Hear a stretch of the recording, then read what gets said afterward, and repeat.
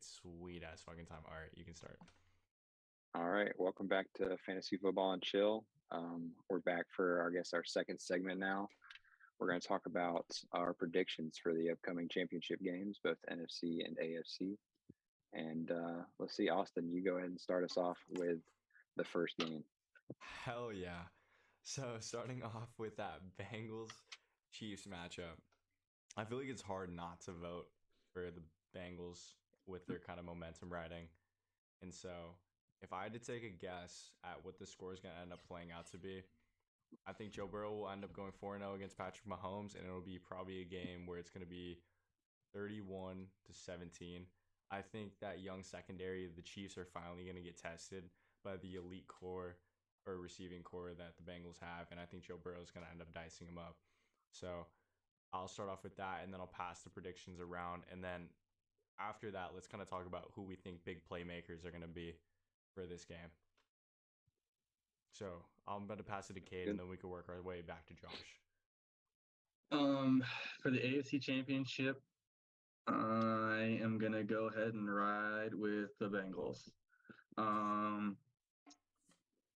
think the Chiefs at home could possibly win it. I think with some hesitancy, that's why I'm going with the Bengals. Though I think the Bengals will just squeak out a win. I think, like Austin said, Joe Burrow will go 4-0 against Mahomes. And score prediction wise, I feel like it might get off to a little bit of a slow start, especially night game. I think it's supposed to be pretty cold there in Kansas City. So might not get off to a slow start, pick back up in the second half.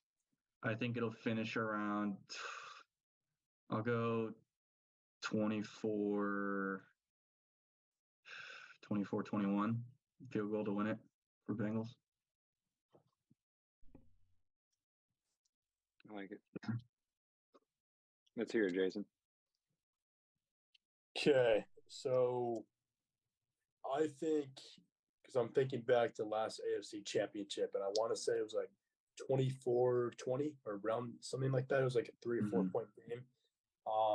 And I actually think Kansas City outplayed Cincinnati that game, but Cincinnati got, just like the end of the game, they clutched up. I'm going to take Cincinnati. It's just like, I don't know. My gut is telling me don't bet against Joe Burrow. I think he's just been too damn good in big games. And I think we're going to get a similar matchup to what we had last year between Buffalo and Kansas City in the divisional round. I think this is going to be one of the all-time great games. And I think give me 31-27 Cincinnati, or 31-28. I'm taking Cincinnati. I think Burrow's going to have a big day. I think Jamar probably goes for a touchdown and 108, 9, 10, 11 catches or so. And I just like the Cincinnati's defense a little bit better. I think they have a little bit higher of a baseline than Kansas City. And I think the Bengals can also run the ball a bit better. So, especially when we're talking about weather and stuff, that's going to play a factor. So give me Cincinnati. Josh. All right. Yeah, I think Cincinnati as well. I think it'll be maybe a touchdown difference. Probably I think it's going to be pretty high scoring, 37-30 maybe. And I think if Cincinnati's defense can show up like they did again, they have no reason that they should lose, especially because Patrick Mahomes is on one foot. I mean, that's just going to make it so much easier for them to, tackle him, sack him, and he's not going to be able to move around like he usually does. And I think that's a big part of their game plan. So, I mean, it'll be interesting to see what Andy Reid does to maybe try to get the ball out quicker. But I think they're going to be pretty limited in what they can do. Even though Patrick Mahomes still looked pretty great, I think they're going to be, they're not going to be the same Kansas City Chiefs with him on one foot. And I don't know, Bengals are really hot right now. And I think Joe Burrow to the Super Bowl, and then I think he wins the Super Bowl, but that's a topic for another time. But that's Copy my prediction. from a I couple mean, weeks ago? beginning of the playoffs, I wouldn't have said that. I'd probably Okay. still say I would have said 49ers. And I still think it's going to be Bengals versus 49ers, but Yeah. just how football is about scoring points, isn't it? They're just like any Yeah, sport, and They- that's the they Bengals have do the that really offense. well. Mhm. Yeah, Bengals do that really well. So Would you guys sign Vontez Burfict to go after Mahomes' ankle? Yes. No, why would I do Yeah. but that? his second Taylor? ankle, No, you should. Oh, Cater? No, you'd sign Sue. You should know all about that, right? Well, Sue's on the Eagles. You can't just sign him. Well, no, I'm just thinking, like, if there's a guy Yeah. who goes after ankles pretty well, you guys know about that guy. Well, he's on the Lions and he's a coach and he retired. Or really, that's the knees, not ankles. I was saying Dan Campbell, but oh, no, I was saying Vontez because he used to be a Bengal and We're He well definitely aware what has that man some- did. yeah, many. he was a things. menace for many years. Yeah, he was. He Juju was. would But, lay his ass out. That's Yeah. true. yeah, and then he'd probably make a TikTok after with Yeah, he'd your dance boy on him. Chase Claypool. Yeah. I can imagine him fucking just literally just fucking renegading Hitting on the top of Macarena. Little Macarena. bit. Okay, so are you guys gonna take if Kansas City goes to the Super Bowl and they win this game and they're doing the celebration for the AFC title? You know how they have that trophy. Are you guys taking the over or the under on a Juju Smith and Jackson Mahomes dance off, or would they make a TikTok in the locker room? I'm No. smacking that under 100%. I'm smacking that under. I haven't heard of Jackson this year. He kind of died Yeah, off. I think Thank God. I think Patrick is probably disassociated from his brother. I think he's just like doesn't want anything Cut to him do off. with them. Yeah. He should do that same thing with his wife too. I was about to That's a say, I story think for he's getting another there day. with his wife too. Yeah. Y'all see what he said to her after they won? What do you say? She was like, "Woohoo!" Who that Jags suck or something like that, like suck it Jags. And Patrick Mahomes was like, "Whoa, babe, take it down a notch." Bro, she's too much. Mhm. He Yeah, could have she any is. girl in the he could have any girl in the country, pretty much, and he picked her. Well, Yeah. She was the Or girl in she high picked school him. that was She eating picked hot him. Cheetos and like yelling at the top of her lungs in the hallways in high school. That was I just seen her with the long braces and fingernails. everything. Yeah. Yeah. Hey, don't cancel us. We respect Brittany Mahomes. no, we don't. No, I was never about to say, mind. I don't think We so. don't. Just a little. Respect okay. has As a woman, respect's but we don't- earned. She doesn't deserve You don't have to any like of our everybody. respect, That's yeah. But anywho, To the next game. yeah, actually, I kind of want to tag into what your thoughts on the game plan is going to be for both teams. What do you think like the Bengals should do to win, and what do we think Run like, the ball. Chiefs should do to win? Oh.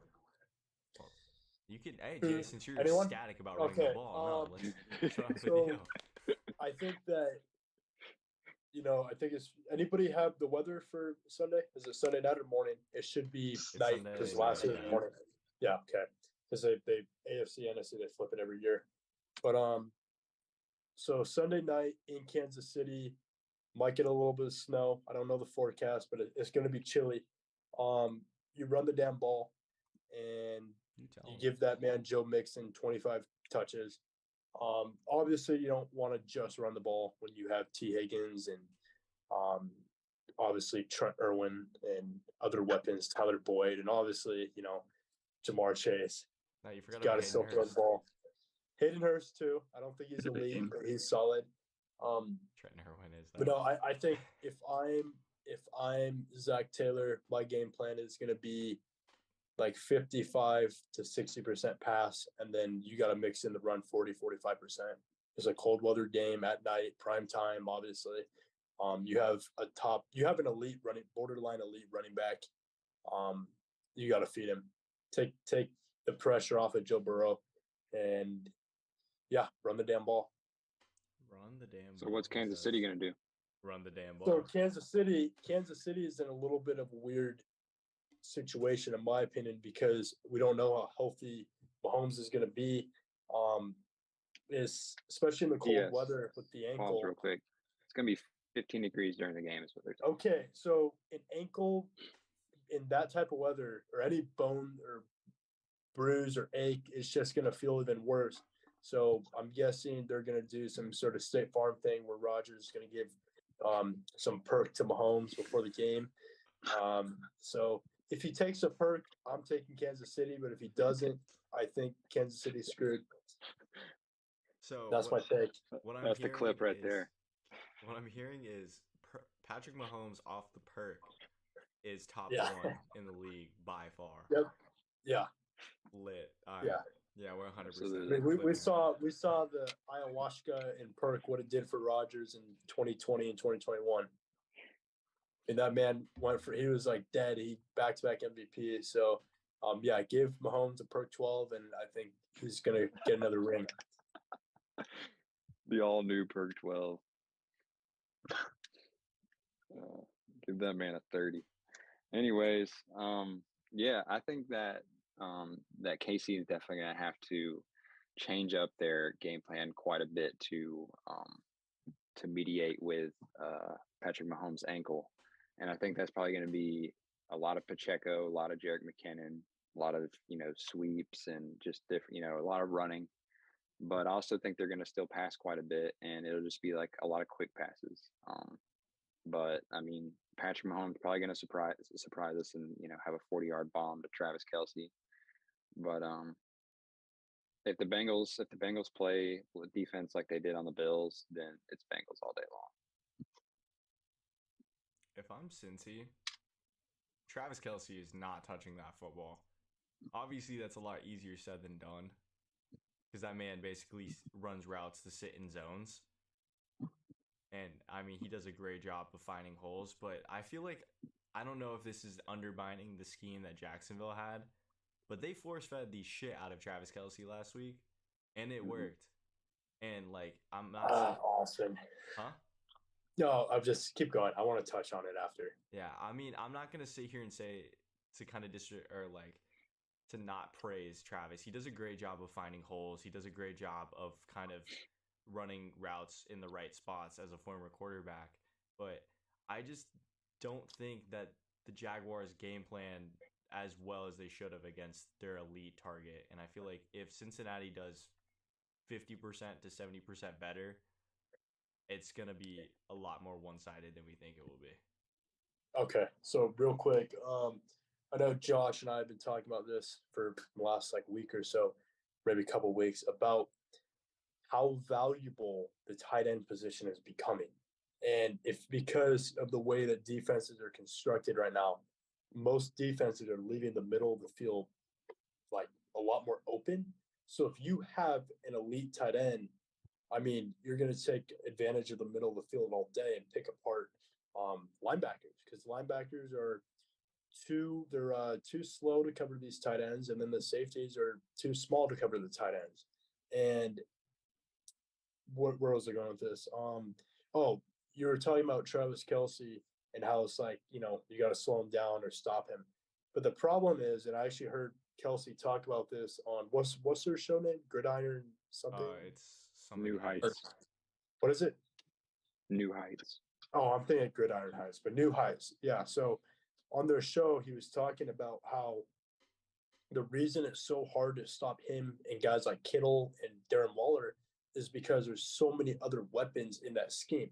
So if you put two guys on him, well, then you have Kadarius Toney that's going to get a sweep, and the linebacker has to account for the motion. So it's not always as easy as just being like, all right, we're going to lock on Travis. And then you have to worry about Juju, who's a pretty good intermediate receiver. And you have to worry about Marquez Valdez-Scantling going deep. And then you still have younger guys like Sky Moore developing. So I think there's just so many weapons in that offense. And you add a Jerick McKinnon out of the backfield or Isaiah Pacheco. And that's, I don't think it's so simple to just stop Kelce. And even when they traded Tyreek, everyone's like, oh, Kelce's going to decline. Well, no, because they brought in three other guys or even more than that, to kind of replace that. And it's almost like their offense got better in a way. And I think it's the same thing with Kittle and other tight ends that have a lot of weapons around them. And I think that's kind of why we saw Mark Andrews slow down a bit, because they don't have a real receiving core in Baltimore. I kind of want to tag on the two things you just said. First and foremost was the fact that I feel like Kansas City did a great job of elevating their play calling this year, because I feel like they were super Tyreek dependent last year and years prior. They were kind of reliant on him being such a deep ball threat to pull defenses out of like their zones, basically make the zones super expanded so guys could find holes in those zones. And I feel like this year, since they don't have like that super home run threat, because MVS, he's extremely quick and same as Kadarius Toney, but they don't have the deep ball consistency that Tyreek has. I feel like they've done a good job of being able to scheme up better plays. But in the end of the day, like these aren't we're talking about defensive coordinators who are constantly innovating and constantly changing up their schemes. There's got to be a plan where you can lock in on individuals even when they are constantly moving players around. And so, Jason, want to talk? Yeah, we're good. My bad. Jason's so excited. I know. I owe you guys $1. Do you want to talk, or can I finish what I was gonna say? Or No. I wasn't talking. I was just switching my audio. But I guess my question for you is, okay, you are the Cincinnati D coordinator. How are you stopping Kelsey and all the other guys? so I feel like it's not like obviously I'm not sitting here like knowing the entire 11-man roster, if not all the guys who are rotating pieces on the defensive side for Cincy. But I feel like they have fairly good safeties, and I'm not undermining Jesse Bates, but I think he will match up. It's at least once or twice, if not more, on Travis Kelce. And I feel like he won't do that. He's a very good coverage safety. And I feel like Zone coverage, though, I feel like more. So then I guess my concern would be if you put Bates on Kelsey. I mean, I still think Kelsey one-on-one beats Bates most of the time. it But depends then, where the ball's located. then that is when you Beat him worry deep. about who's covering deep, and then Yeah, you have a guy like exactly. Marquez. I'm just saying.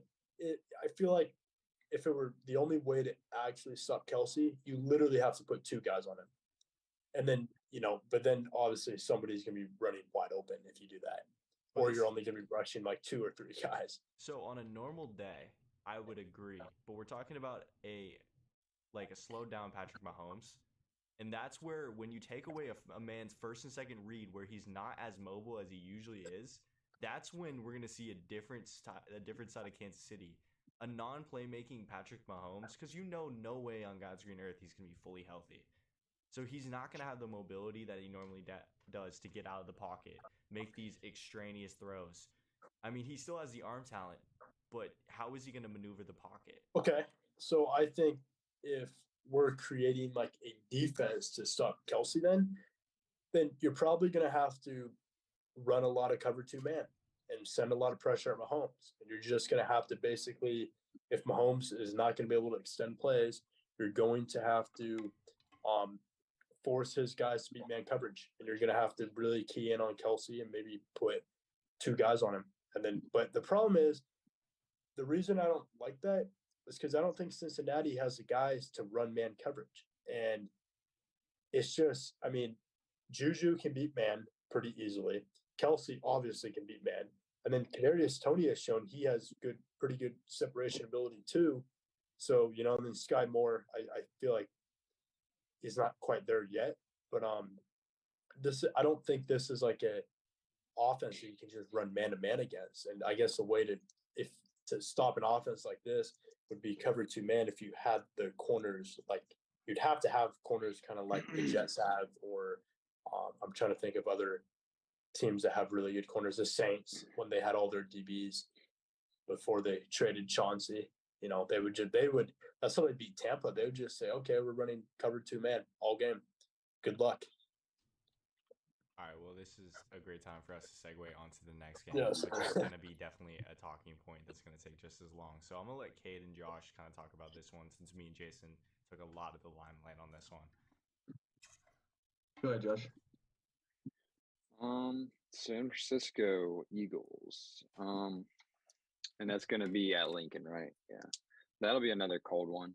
I haven't heard anything about snow or anything, but once again, I expect I expect the Eagles to come out throwing, and they, them meeting San Francisco defense. They haven't seen a defense like anywhere near that good, except like maybe the Cowboys, but even them, they don't come close to the San Francisco defense.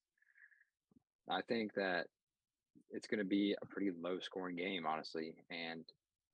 But I mean, at the same time, I'm very conflicted in saying that because Jalen Hurts always finds a way to, seem to put up 25, 30 plus. And I don't know. I think that 49ers will win. I think that it'll be like 17-14, maybe like 21-17 or something like that. But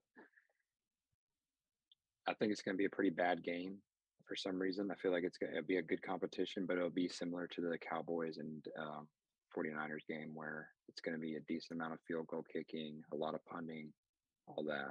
But yeah, you take it away, Cade. I think someone's gonna have to jump in here and say what just happened to the curtains. But Yeah, bro. Yeah, I thought I saw something, but I wasn't sure. Bro, Kate, I'm genuinely terrified for you. yeah, my girlfriend just crawled underneath the camera and moved them. I was Anyway. looking over and I figured. Wait, Kate, what happened? My girlfriend moved them. She like Okay, went underneath 'cause, like- me and the camera or whatever, and Yeah, bro, I thought it was like wind or something. I was like, the wind just like blow over your curtains. yeah, Clipping that just to that's funny. Back to the game. 49ers and Eagles. I'm gonna be riding with the Eagles. For me, I think it's the Eagles' year to do it. I think a lot of people might be having the 49ers upset the Eagles in a way. I'm just gonna ride with the number 1 seed. I think they're having a great year. I think it continues.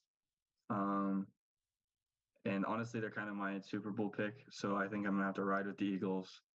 I kind of agree with Josh, though, that it's going to be kind of ugly. It's going to be a very defensive game. I talked about that in the first segment. And I think it's going to be very slow. Probably going to see kind of a heavy run approach. I think those defenses are going to be very, very tough. You're not going to see very many passes that do get thrown. I feel like you might see a lot of incompletions, kind of just a very choppy, slow game. So with that, I feel like for me, it's going to be the Eagles. I think they're going to win 17-13. kind of taking over on that. I think that we kind of touched on an interesting point, which was the run game being dominant in such cold weather. The issue I have with that is the fact that the Niners are one of the best run defenses in football. So I can't imagine Miles Sanders, Kenneth Gainwell, and Boston Scott catching so much leverage. However, on the flip side, the Eagles have one of the best offensive lines. And I feel like in the rush, they've done a great job this year, but they've been, I would say, the number 1 in the pass. And I feel like that's what's really going to be quite interesting. Watching Nick Bosa and one of the best pass rushes and some of the best run stoppers in Dre and Fred Warner. I mean, it's going to be like quite an interesting battle. It's like the battle of really what we would call the premium of both sides of the ball. And so I feel like as much as I want there to be like a close battle of defenses, I think we're going to end up watching an offensive explosion out of nowhere. I feel like these teams are going to put up a lot, and I feel like it's probably going to end up being a 37. Like 37 is an odd number. We'll go with 35, 31, and I think the Eagles will end up outlasting them just because I think Brock Purdy's going to throw a ball which usually hasn't been intercepted, but with Slay and James Bradbury, I think they're actually going to pick the ball off this time. So I think those 50-50 balls are finally going to go the Eagles' way. And so I think that's what the difference maker will be. Okay. So my prediction on this game, I've been saying it for a while in our group chat. Josh, with Brennan, who's a huge, huge diehard Eagle fan. That man thinks that Jalen Hurts is the second coming of Jesus Christ. So my opinion is this: like, I think Jalen Hurts has had a damn good year. If you want to give him MVP over Mahomes, I'm not going to argue with you. But I think this is a game where Jalen Hurts gets exposed. Now, I don't think it's going to be a full exposed. Like, I don't think he's going to be On a Kirk Cousins throwing, exposed. huh? Not going to be a full Kirk Cousins, No, Dak he's Prescott not exposed. going to get caught in 4K or anything doing something weird on the internet. But I do think he throws 2 interceptions. He might even fumble a ball. I think he gets sacked a few times. This is maybe the best defense that we have seen since. I mean, it's better than the Bears defense in 18. Was it 18, Austin? Yeah. I think this defense is a little bit better, but it's debatable. This might be the best defense that we've seen since Seattle, when they had the Legion of Boom. And it's a vicious defense. They fly around the football. And Jalen Hurts has had a damn good year, but is he really on the level of like a Mahomes or an Allen? Or, I mean, I don't even want to put Allen in that category anymore. But like, just because I'm a little bit mad at him. Yeah, at Burrow, just is he really on that level? And I don't think you're going to be able to run the ball. I mean, they're just too physical. And who brought up the O line of the Eagles? I did. Yeah, and I think that's like, if they do win this game, I think it'll be because of the O line, or it'll be because their corners just don't match up against AJ Brown and Devontae Smith, and then you also have Dallas Goedert. But I'm a little bit worried about Purdy, but I think he's smart enough and he's shown he doesn't really make mistakes. I'm going to take San Fran 20. No, I don't think it's going to be that high. Let's go 23-21. Oh yeah. Yeah, I think this game is definitely going to show what Jalen Hurts is made of. Like this game is going to sell me on Jalen Hurts. And if he does well, then they're my Super Bowl pick, even if the Bengals do make it. But or they're my pick to win it. But this game's going to really show what Jalen Hurts is made of, going up against one of the best defenses we've seen in our lifetimes. And just see if he's got the stones. Just to kind of add on, I'm not saying like Jalen Hurts is gonna look like Dak Prescott out there, but I don't think we're gonna get a Jalen Hurts performance of like 4 touchdowns and no picks. I think it's gonna be more like 2 touchdown passes and 2 picks, and maybe only hitting like 55% completions or 60%. I don't think he's gonna look like Jalen Hurts, but I think he'll make some plays to keep it a close game. But I still think San Fran is going to edge it out. I want to propose a quick question to everybody. We've talked about it kind of a lot, the whole 49er quarterback situation. We can talk about it in the next segment. I don't know if we're getting close to that. Yeah, we are getting fairly close. Let's try to wrap it up in the next 2-ish minutes. Just real quick, everybody just give a quick jump in thought. I was talking about with my baseball teammates today. If Brock Purdy wins the NFC Championship but loses in the Super Bowl, is he your quarterback as a 49er fan? How does he perform in both games? Like, give me a scenario, like a stat line. I think best case scenario, he plays really well against the Eagles. I think that's what it's going to take to beat the Eagles. Okay. And then does not fare well against Bengals or Chiefs. I think either one of them could maybe give him trouble. Not well at all, or it's like just not enough to win. I think throws for, probably will throw up for, because if I get behind, maybe if I'm expecting a quarterback failure, is like 225 yards, 1 touchdown, 2 picks, something like that, where he kind of takes him out of the game. That's what's going to be kind of interesting with that scenario, even if so. Like, the Niners could somehow keep him in the game, even with that stat line. So I feel like that's what is kind of interesting. But with that scenario, Jay, if you want to tag on it first, I'll kind of throw a comment after. Yeah. So with that scenario, you said he throws 2 picks, right, in the Super Bowl? Yeah, something that just like doesn't look great. Okay, if that's the scenario, and it's not like I said, if he wins the Super Bowl, I think no question he's your guy. As long as he doesn't look terrible, and it's not like where Peyton Manning gets carried by the Broncos defense. But if Purdy plays, it's such a tough decision, because I already have some questions about Purdy as of last weekend. Like, he didn't make any mistakes, but he just didn't seem to elevate. I mean, you guys watched the game, but it was a tough defense. So and he's a rookie, so I want to give him the benefit of the doubt. But for your specific scenario, I think it's one of those things where you go, okay, we're not 100% sold on him, but he did have a long stretch where he played damn good football. And I think that's a scenario where you trade Garoppolo and you just kind of hold on to Lance and Purdy. And honestly, even if Purdy goes and wins the Super Bowl, I think I'm holding on to both guys. And I'm holding on to Lance at least until the trade deadline. With Just that being, because, he has so much upside. Jimmy will be a free agent. with that Well, being said, okay. Tag let's- him in trade. let's talk about this in more detail in the next segment because I feel like this is really relevant to the future portion of what we're going to be talking about. Perfect. So